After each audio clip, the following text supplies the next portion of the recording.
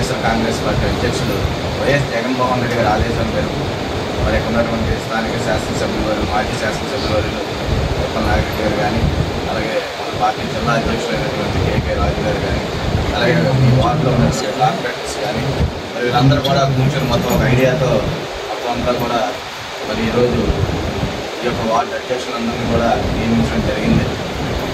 మరి ఇందాక మీ అందరూ కూడా మాట్లాడడం జరిగింది.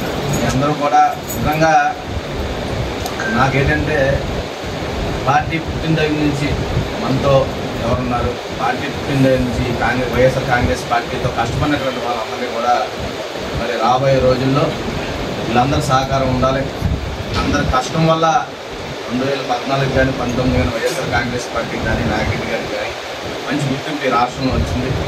మనకి వాళ్ళకి డబ్బు ఉంటే ఉండొచ్చు, డిప్యూటీ సీఎం పవన్ కళ్యాణ్ గారు కానీ టీడీపీ అధ్యక్షులు కానీ మన చంద్రబాబు నాయుడు గారు మనకి ఒక చరిత్ర ఉండేటట్టు చేశారు. అందరూ కూడా మనం వాళ్ళతో డబ్బుతో తక్కువే కానీ మనకు ఒక చరిత్ర వచ్చింది. ఆ చరిత్ర ఏ విధంగా వచ్చిందంటే 2019లో ఉన్నటువంటి మరి జనసేన అధ్యక్షుడు డిప్యూటీ సీఎం పవన్ కళ్యాణ్ గారు కానీ అలాగే ఉన్నటువంటి టీడీపీ అధ్యక్షుడు పల్లా శ్రీనివాసరావు గారు ఇద్దరిని కూడా మనం 2019లో ఓడించాం.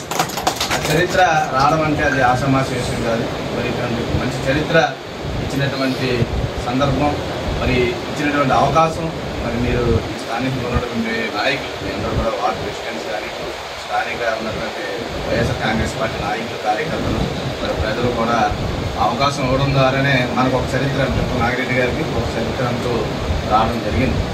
మరి అది చాలా గొప్ప విషయం, ఆషామాషి విషయం కాదు, చాలా గొప్ప విషయం, పెద్ద విషయం కూడా. మనం వాళ్ళతో డబ్బులతో సరిపోవచ్చు కానీ ఈ చరిత్ర అన్నది మనకు రావడం అంటే చాలా గొప్ప విషయంగా భావిస్తూ మరి రాబోయే రోజుల్లో ఇందాక మీ అందరూ చెప్పారు, ఏదన్నా పార్టీలో మనం ఏంటంటే అందరికీ అవకాశాలు కావాలి కానీ ఉన్నాయి తక్కువ అవకాశాలు అన్నది మరి తక్కువ మందికి వస్తుంది. కొన్ని సందర్భాల్లో కొన్నాటికి కొంతమందిని ఎన్నుకోవాలి, కొన్నాటికి కొంతమంది కొంతమంది ఈ విధంగా మనం డివైడ్ చేస్తూ మరి కష్టపడినటువంటి నాయకులందరూ కూడా సాటిస్ఫై చేస్తూ పార్టీ కోసం జెన్యూన్గా ఉన్నటువంటి వాళ్ళందరూ సాటిస్ఫై చేయాలి. మొదటి నుంచి ఉన్నటువంటి వాళ్ళకి అందరికి కొంతమందికి అన్యాయం జరిగిన అందరికి న్యాయం చేయాలి. ఇది మెయిన్ ఫస్ట్. నేనైతే మాత్రం నా ఫస్ట్ అంతా కూడా నేను ఈ యొక్క వైజాగ్ నియోజకవర్గం ఇన్ఛార్జిగా ఏదైతే జగన్మోహన్ రెడ్డి గారు ప్రకటించారో ఆ రోజే నేను ఫిక్స్ అయ్యాను. మంచి అవకాశం వచ్చింది, దేవుడు అవకాశం ఇచ్చాడు. అవకాశం ఇచ్చిన సందర్భంగా పాత వాళ్ళు ఎవరెవరైతే మన పార్టీకి ఎంతో కష్టపడి సొంత డబ్బులు ఖర్చు పెట్టి మరి పూర్ణ కానీ ఇక్కడ ఉన్నటువంటి శోభతాలి కానీ మరి ఉన్నటువంటి నాయకులు శాసవ కానీ మరి అందరూ కూడా మిగతా వాళ్ళందరి సంగతి కొంతమందికి అవకాశాలు వచ్చాయి, రానటువంటి వాళ్ళందరూ కూడా మరి వీళ్ళందరికీ కూడా చాలా కష్టపడి మరి ఆ రోజుల్లో ఏం చేయనటువంటి సందర్భాలు చాలా ఉన్నాయి.